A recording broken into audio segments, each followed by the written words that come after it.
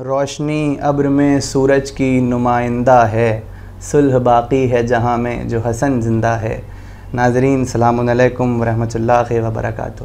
میں علی انوار جعفری ایک بار پھر آپ کا استقبال کرتا ہوں ہمارے اس پروگرام سوالوں کا سفر میں۔ سب سے پہلے میں اس سے پہلے کہ سوال اور جواب کا سلسلہ جاری کروں، سب سے پہلے میں آپ سب کی خدمت میں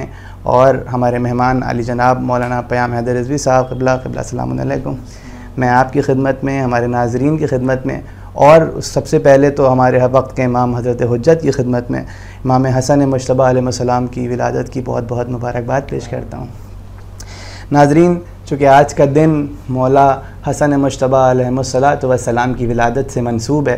تو آج ہم چاہیں گے کہ قبلہ سے کہ مولا حسن کی ولادت کے اوپر تھوڑی روشنی ڈالیں۔ قبلہ اعوذ باللہ من الشیطان اللعین الرجیم، بسم اللہ الرحمن الرحیم، الحمد للہ رب العالمین، الصلاۃ والسلام علی محمد وآلہ الطاہرین۔ بہت ہی بابرکت مناسبت ولادت امام حسن مجتبیٰ، اور یہ امام حسن اور امام حسین دو امام جو کہ مولا کائنات کے فرزند، اور تاریخ میں ایک نمایاں حیثیت ان دونوں امام کی ہے۔ آپ کی ولادت 15 رمضان کو ہوئی سن 3 ہجری میں، اور پیغمبر گرامی اسلام نے آپ کی ولادت کے بعد آپ کا عقیقہ کیا خود، اور آپ کے عقیقے میں آپ کے سر کے بال تراشے، یعنی خود یہ پیغمبر کے دست مبارک سے انجام ہوا۔ اور اس کے بعد آپ کو جب امامت ملی ہے تو آپ کی عمر تقریباً 37 برس کی عمر تھی، تب آپ منصب امامت پر فائز ہوئے۔ البتہ امام کا مفہوم یہ نہیں ہوتا کہ جب ہمیں امامت ملی تو امام کہلائیں۔ امامت تو اللہ کا عہدہ ہے، امام بنایا نہیں جاتا، امام پیدا ہوتا ہے۔ یہ اور بات ہے کہ ظاہری منصب کا جو ایک اعلان ہوتا ہے، تو 37 سال کی تقریباً آپ کی عمر تھی جب آپ کو منصب امامت ملا۔ اور یہ آپ کی زندگی کا مختصر ایک خاکہ تھا جو میں آپ کے سامنے پیش کیا۔ بہت شکریہ قبلہ۔ ناظرین، یقیناً امام حسن مجتبیٰ کی وہ ذات ہے جو ہمارے لیے مشعل راہ ہے، اور آپ کے تمام اقدامات اور آپ کے تمام اٹھائے گئے قدم ہمارے لیے ایک نمونہ عمل ہیں، اور ہمیں ضرورت ہے کہ ہم اس پر توجہ کریں۔ قبلہ، میں چاہتا ہوں کہ آپ امام حسن سے وارد ہونے والی روایات جو احادیث آپ کی تاریخ میں آئیں، میں چاہتا ہوں آپ اس پہ بھی روشنی ڈالیں تاکہ ہمارے ناظرین اس سے اپنے جی بے شک۔ دیکھیے، روایتیں تو امام حسن مجتبیٰ سے بہت سی روایتیں نقل ہوئی ہیں، لیکن تبرکاً ایک دو روایت آپ کی خدمت میں جو امام حسن سے منسوب ہیں، جیسا کہ ایک حدیث میں آپ فرماتے ہیں کہ من عبد اللہ لہو کل شے۔ یہ ایک حدیث ہے، لیکن اس ایک حدیث میں ایک بہت ہی عظیم مفہوم، ایک ہی بہت ہی بلند مفہوم چھپا ہوا ہے۔ کیا فرماتے ہیں کہ جو اللہ کی عبادت کرے، بالخصوص کہ ماہ رمضان ہے اور عبادت کا مہینہ بھی ہے، کہ جو اللہ کی عبادت کرے، اللہ اور اطاعت کرے، اللہ ہر شے کو اس کا مطیع بنا دے گا۔ یعنی من عبد اللہ، جو اللہ کی عبادت کرتا ہے اور اطاعت کرتا ہے، عبد اللہ لہو کل شے، ہر شے اس کی اطاعت کرتی ہوئی نظر آئے گی۔ تو یہ ایک فقرہ اور ایک جملہ ہے، لیکن اس میں سمجھ لیجئے کہ پوری کائنات چھپی ہوئی ہے۔ یعنی اس کے مفہوم کو ناظرین اگر ہم سمجھ لیں، تو امام حسن مجتبیٰ علیہ السلام فرما رہے ہیں کہ ہم بجائے یہ کہ کبھی نفس کی اطاعت، کبھی اپنے سے بڑوں کی اطاعت اس لیے کرتے ہیں کہ ان سے کچھ مفاد ہمارے وابستہ ہیں، یا بہت سے افراد کی خوشنودی کو اپنی زندگی میں مد نظر رکھتے ہیں اور خدا کی خوشنودی سے غافل ہو جاتے ہیں۔ بسا بہت سے ایسے کام جو شرعاً ناپسندیدہ ہیں، اسلام اسے پسند نہیں کرتا، لیکن دوسروں کی خوشنودی کے لیے کہ فلاں خوش ہو جائیں گے تو ہمارا یہ کام ہو جائے گا، یہ ہمیں مرتبہ مل جائے گا۔ لیکن اس ایک جملے میں امام حسن مجتبیٰ علیہ السلام نے ایک وسیع مفہوم کو بتا دیا کہ دیکھو، اگر تم خدا کی خوشنودی کو مد نظر رکھو گے تو ہر چیز تمہاری اطاعت میں چلے گی، تمہاری پیروی میں چلے گی، تمہاری مرضی کے مطابق چلے گی۔ لیکن اس مفہوم تک پہنچنا اور اس پر یقین حاصل کرنا یقیناً ایک سخت منزل ہے۔ اس مرحلے تک پہنچنا، کیونکہ انسان ظاہری چیزوں سے وابستہ ہے اور ایسی چیزوں پہ جلد یقین نہیں کرتا، لیکن اگر اس میں یقین کی منزل تک پہنچ جائے تو واقعاً بہت ہی اعلیٰ مفہوم ہے اور ایک انسان کے لیے مشعل راہ۔ بالکل، بے شک۔ تو قبلہ آپ نے جس طرح بیان کیا، یقیناً انسان کو چاہیے کہ وہ اطاعت خداوند متعال کرے تاکہ تمام کائنات کی شے، کل شین، تمام شے اس کی اطاعت کرنا شروع کر دیں۔ اچھا قبلہ، جس طرح آپ نے امام حسن کے ذیل میں آپ نے ان کی حدیث بیان کری، میں چاہتا ہوں کہ امام حسن کی زندگی کا جو ایک اہم حصہ جس میں آپ نے صلح انجام دی، تو صلح کے بارے میں چاہتا ہوں آپ نے تھوڑی روشنی ڈالیں کہ کیوں صلح کری امام حسن نے، کیا وجوہات تھیں، کیا جی بے شک، دیکھیے یہ ایک سوال ہے جو تاریخ میں کم و بیش ملتا ہے کہ لوگ کہتے ہیں بھائی صلح کیوں کی، اور حقیقت تو یہ کہ اعتراض کرنے کا حق نہیں ہے۔ جب ہم نے کسی کو امام مان لیا ہے تو امام کا ہر فعل صحیح ہے اور ہدایت اور حق کے راستے پر رہے گی بات۔ پھر بھی خود امام سے پوچھا گیا کہ امام نے پوچھا گیا کہ آپ نے کیوں صلح کی، جبکہ آپ کو یعنی حقیقت میں وارث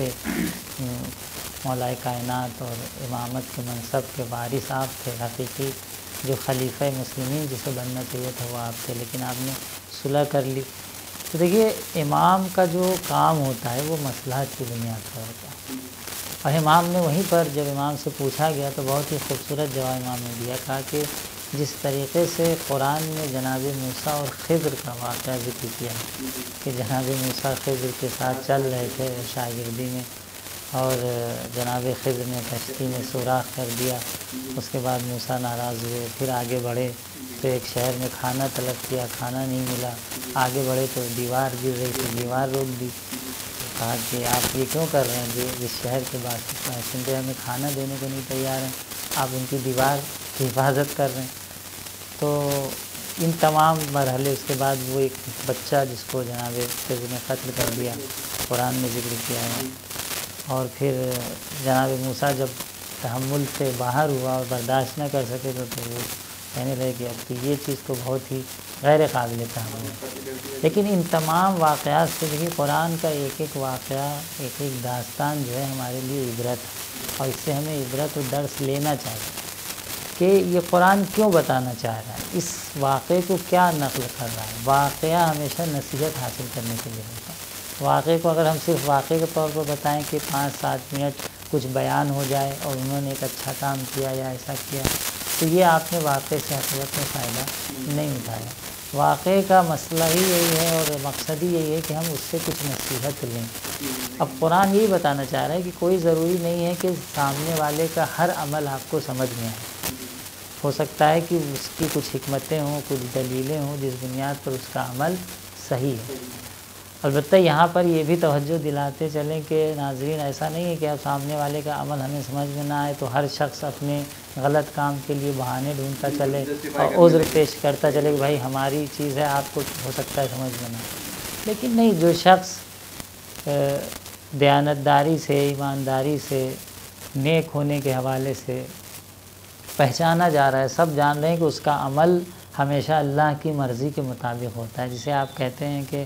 بہت ہی نیک انسان ہے، ایماندار انسان ہے۔ اگر ایسے شخص سے ہم کوئی عمل دیکھتے ہیں تو ہمیں ایسا ہی کرنا چاہیے کہ یقیناً کوئی نہ کوئی حکمت یا دلیل ہوگی۔ ہم ہر ایک کے کام کو تو عذر نہیں پیش کر سکتے کہ ہو سکتی کوئی حکمت ہوگی، لیکن جو شخص اللہ کے راستے پہ چل رہا ہے، جو شخص امام ہے، اس پہ ہمیں اعتراض کرنے کا حق نہیں ہے۔ تو امام نے کہا کہ جناب خضر اور موسیٰ کے واقعے میں جو حکمتیں چھپی ہوئی تھیں اور بعد میں ظاہر ہوئیں، وہی حکمتیں اس صلح میں تھیں کہ جو ہم نے معاویہ کے ساتھ کیا۔ اور یقیناً دیکھیے معاویہ بظاہر اسلام کی چیزوں پر بظاہر پابند تھے، اسلامی دستورات پر نماز پڑھنا اور اسلامی ظاہری باتوں کو فالو کرنا۔ تو ایسے عالم میں لوگوں کے لیے بہت تشویقناک مرحلہ ہوتا ہے کہ کیسے سمجھ پائیں کہ صحیح کیا اور غلط کیا، اور امام حسین نے یہی کام نہیں کیا، امام حسین نے قیام کیا۔ تو یزید کا کردار دیکھ لیجئے اور معاویہ کا بہت فرق ہے۔ اسی لیے حدیث میں ملتا ہے کہ الحسن والحسین امامان قامہ او قعدہ، امام حسن اور امام حسین دونوں امام ہیں، چاہے وہ قیام کریں چاہے وہ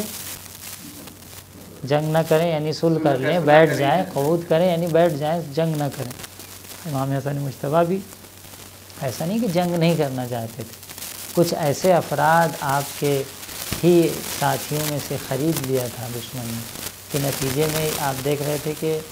یہ معجزہ کر کے ہر چیز پہ کامیابی تو حاصل نہیں کرنا، یہ مقصد دین حقیقتاً تو یقیناً نہیں ہے۔ اگر معجزہ ہی کر کے لوگوں تک حق پہنچانا ہوتا تو خدا ہر ایک کو اپنے ارادے سے سب کے کان میں اور سب کے ذہن میں حق پہنچا سکتا ہے۔ تو جو ظاہری اسباب ہیں ان کو بھی فالو کرنا ایک امام کی ذمہ داری ہوتی ہے، اور اگر امام معجزہ کر کے اگر ایسا کر کے چلا بھی جائے تو تاریخ کو درس کیسے ملے گا؟ کیونکہ جو بعد کے لوگ آئیں گے وہ تو معجزہ نہیں کر سکتے۔ تو کچھ ایسا کردار پیش کریں کہ جو ہر شخص جو دین پہ چلنا چاہتا ہے اور پیغام الہی کو لے کر آگے بڑھنا چاہتا ہے اس کے لیے وہ مشعل راہ قرار پائے۔ تو امام کا جو یہ عمل ہے صلح بہت ہی اپنے وقت میں ضرورت کے تحت تھا، اور امام جب امام صلح کر رہا ہے تو یہی کافی ہے کہ اس میں یقیناً کوئی نہ کوئی حکمت اور فائدہ چھپا ہوا ہے۔ بہت شکریہ قبلہ، جزاک اللہ خیر۔ قبل ناظرین، ہم نے دیکھا کہ آقا نے کس طرح امام حسن کی فضیلت بیان کری اور یہ بات بیان کری کہ یقیناً امام کا ایک ایک قدم اور تمام اقدامات امام حسن نے جو اس وقت کے لحاظ سے اٹھائے وہ تمام اقدامات اپنے آپ میں حکمتیں سمیٹے ہوئے تھے وقت کی ضرورتوں کی بنا پر۔ اور صرف امام حسن نہیں بلکہ کوئی بھی امام، تمام معصومین یہ جب بھی کوئی فیصلہ کرتے ہیں تو اس میں حکمت اور دانائی پوشیدہ ہوتی ہے، اور وہ ایک کرائیٹیریا بنتا ہے تاکہ آنے والی نسلیں اور تا قیامت تک وہ تمام لوگ اس کے اوپر عمل پیرا ہو سکیں۔ تو ناظرین، اسی جواب کے ساتھ اب میں آپ سے وداع لینا چاہوں گا ایک مشہور شاعر فخری جعفری صاحب کے 4 مصرعوں کے ساتھ۔ وہ کہتے ہیں کہ حسن کا ذہن بالکل احمد مختار جیسا ہے، جو دل سینے میں ہے وہ حیدر کرار جیسا ہے، ذرا محسوس کیجئے صلح کی تحریر کے نقطے، ہر ایک نقطہ ستم کی راہ میں دیوار جیسا ہے۔ بس انہی 4 مصرعوں کے ساتھ میں آپ سے وداع لینا چاہوں گا۔ تب تک کے لیے خدا حافظ، السلام علیکم ورحمۃ اللہ وبرکاتہ۔